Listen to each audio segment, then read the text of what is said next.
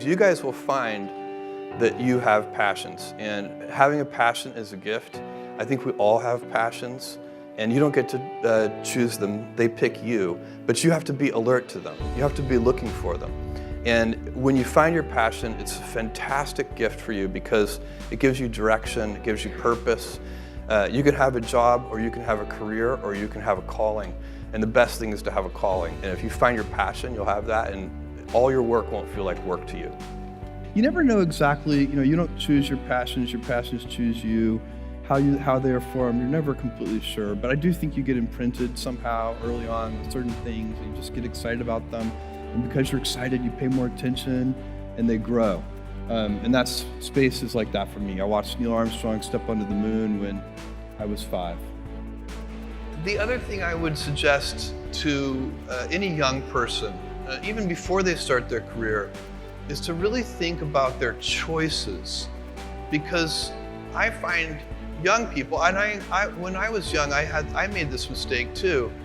You can get very fixed on your gifts. So everybody has gifts. You have gifts and you have things that you didn't get gifted. Maybe you're extremely beautiful, maybe you're extremely good at mathematics, there are a lot of things that you can be given.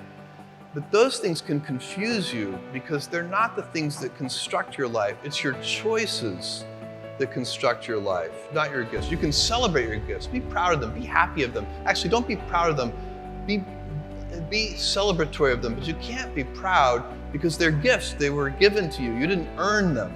You can only be proud of the things you earn.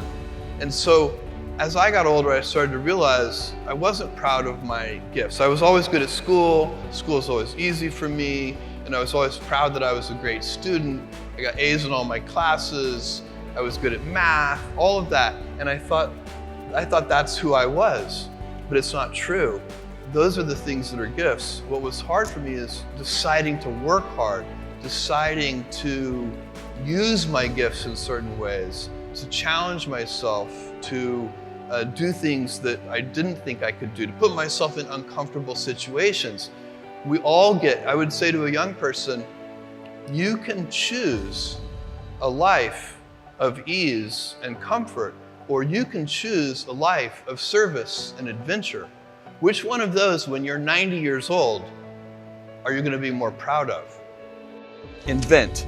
It's really important to invent. Anytime we have a problem, we never accept either or thinking. We try to figure out a solution that gets both things.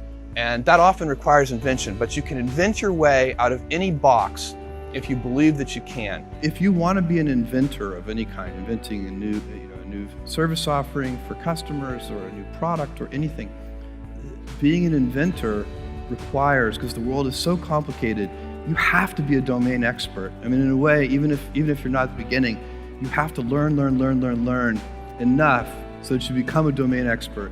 But the danger is once you become a domain expert, you can be trapped by that knowledge. And so inventors have this paradoxical ability to have that 10,000 hours of practice and be a real domain expert and have that beginner's mind. Have that look at it freshly, even though they know so much about the domain. And that's the key to inventing. You have to have both. And I think that is intentional. I think all of us have that inside of us, and we can all do it, but you have to be intentional about it. You have to say, yeah, I am going to become an expert, and I'm going to keep my beginner's mind. I did do a lot of soul searching. I went to my boss at the time, and I really liked my job. And I told my boss I was going to go do this thing, start an internet bookstore. And my wife I'd already told my wife, and she's like, great, let's go. And I said to my boss I was going to do this. He's like, this is a good idea. He said, I think this is a good idea, but it would be an even better idea for somebody who didn't already have a good job. And that sort of made some logical sense to me, and he convinced me to think about it for a couple of days. So I went away, and I was really trying to get my head around how to think about this. And I think for me, the right way to make that kind of very personal decision, because those decisions are personal, they're not like data-driven business decisions. They are, what does your heart say? And for me, the best way to think about it was to project myself forward to age 80 and say, look, when I'm 80 years old, I want to have minimized the number of regrets that I have. I don't want to be 80 years old in a quiet moment of reflection, thinking back over my life and cataloging a bunch of major regrets. And I think that regrets, our biggest regrets, in most cases, you can murder somebody, okay, you'd regret that. But in most cases, our biggest regrets turn out to be acts of omission.